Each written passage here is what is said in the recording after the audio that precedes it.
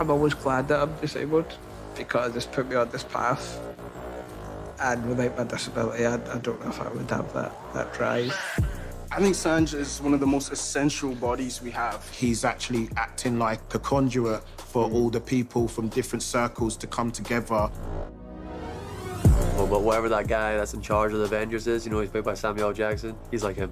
I mean, one thing being the talent, the great mind, who's this genre blending and experimenting force. Because he's been making so many beats, like, continuously, his production has gone up so high, you know? Like... He produces for so many different artists. He will put on nights like this. Also as a human being, for what he represents and what he stands for. He is hip-hop, his whole character is hip-hop, and the way he puts himself out there is hip-hop, so you'll never meet anybody as miraculous as Sanjeev, I think.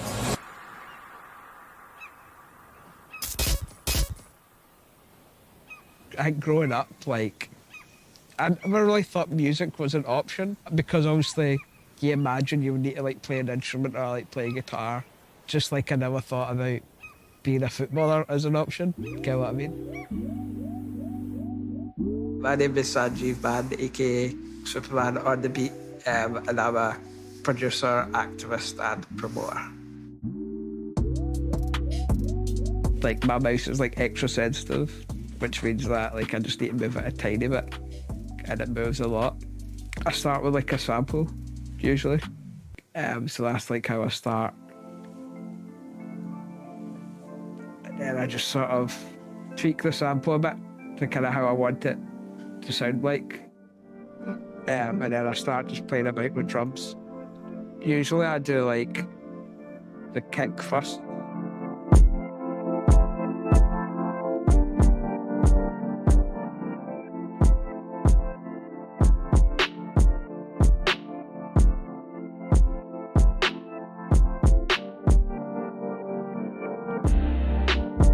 Sometimes I kind of like to look away from the screen and listen and just kind of feel where it should go.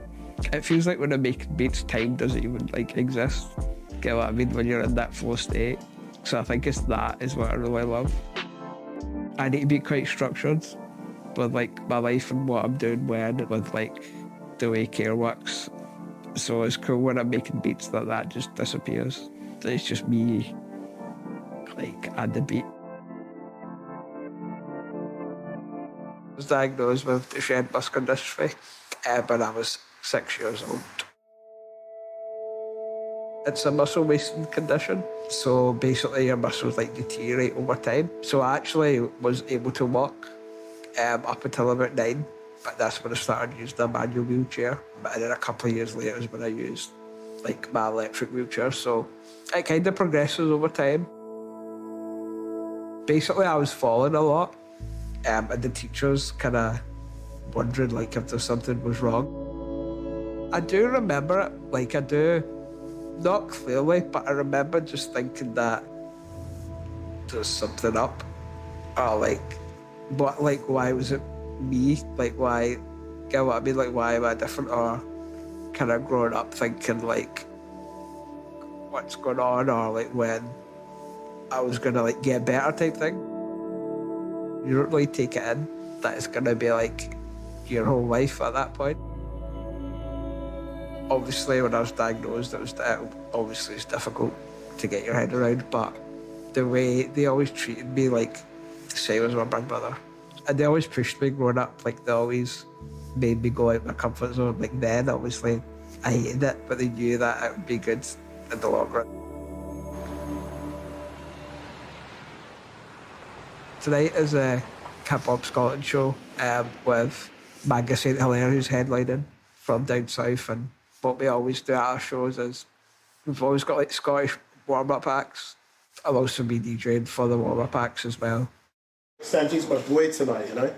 He's my boy tonight. My boys tonight. 1, 2, 2, 2, 2, 2, 2, 1, 2. This venue is like really accessible because they've obviously got a ramp to the stage, which helps. A lot of places actually don't even have ramps to stages, which is quite disappointing. But I think that's the step that we need to make to try and get more like disabled people on stage. It's not just the access as a viewer to come to gigs, but also as disabled artists. Like there isn't enough accessible stages for us to perform at. I've been working hard to try and change that. And I launched that petition last year as well. Because like I never saw anybody like me on stage. It never even came into my mind that it was possible. I think that's why accessing is so important.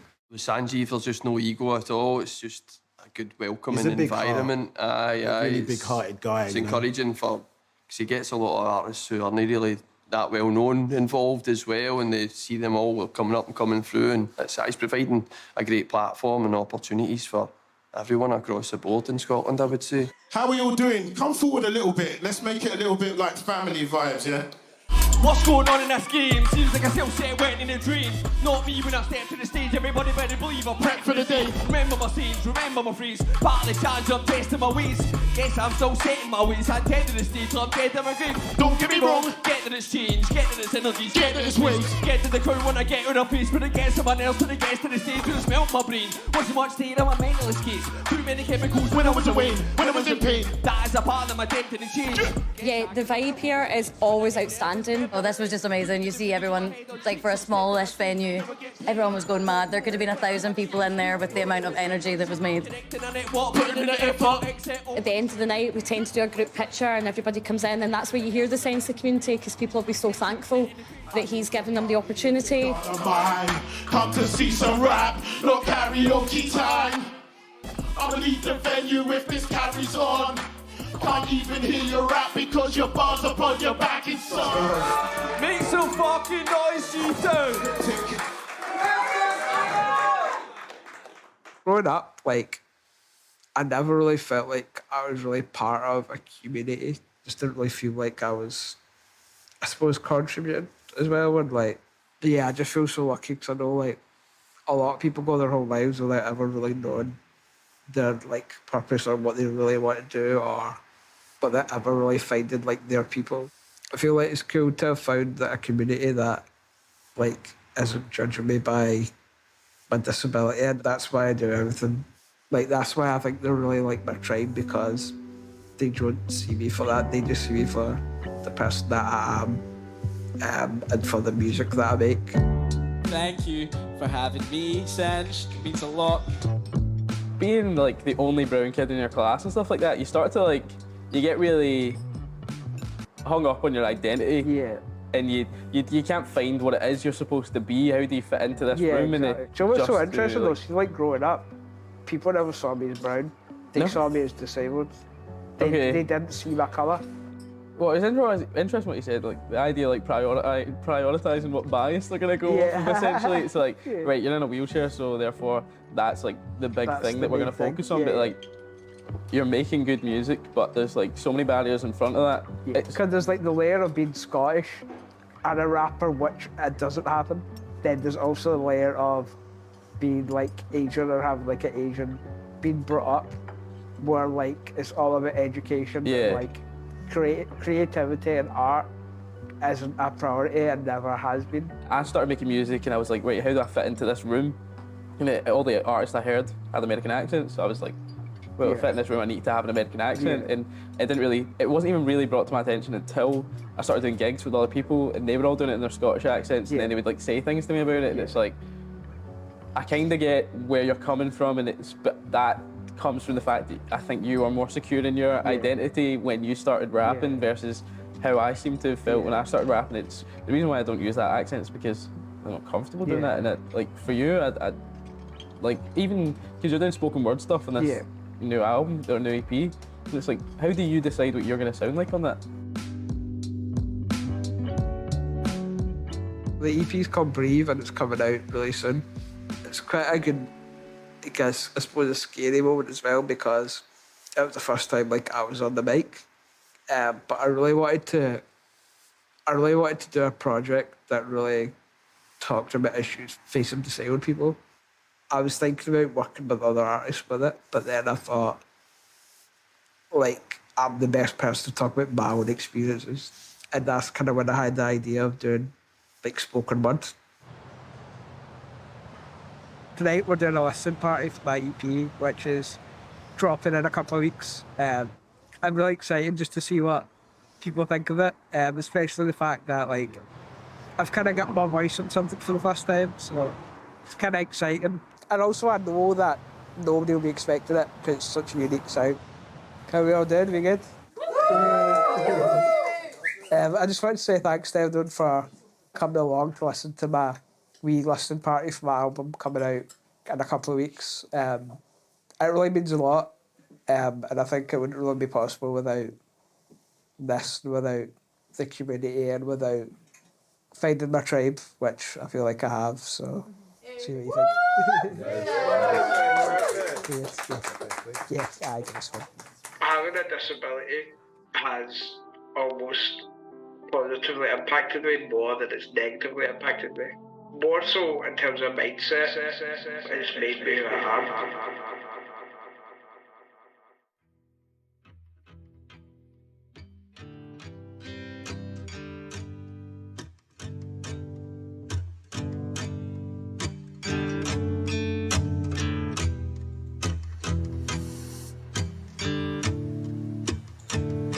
Good things come. Don't worry, you'll find what you need.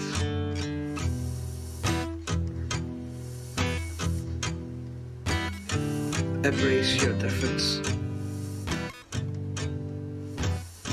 There's nothing wrong with you.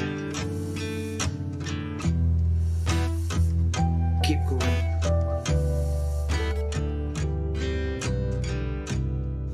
I get emotional. I think with my condition, the life expectancy is typically like late 20s, early 30s. It's something that obviously for anybody that would be hard to deal with at the time, at the beginning, when you kind of realise that to try and get your head around it. But I think overall, like, it's really given me that perspective of just living life to the max and like treating every second like it's literally my last. So yes, I actually made my life better, which is pretty wild.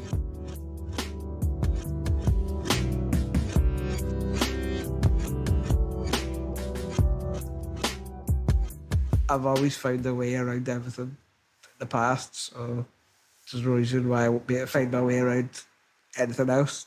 For example, like it's kind of like also natural progression to have like a feeding tube and stuff in my condition, like growing up, because it gets harder to eat. But I'm not really nervous about that. Like I feel like I'm just cross out when it comes to it. Enjoy life. We all have a limited time here on this earth, so make it count. I think I just want to like pave the way for someone like me to like win a Grammy. Like even if it's not me, but yeah, there's never been someone like me that's been like a Drake or that's been like a Kendrick. Let's leave the world a better place.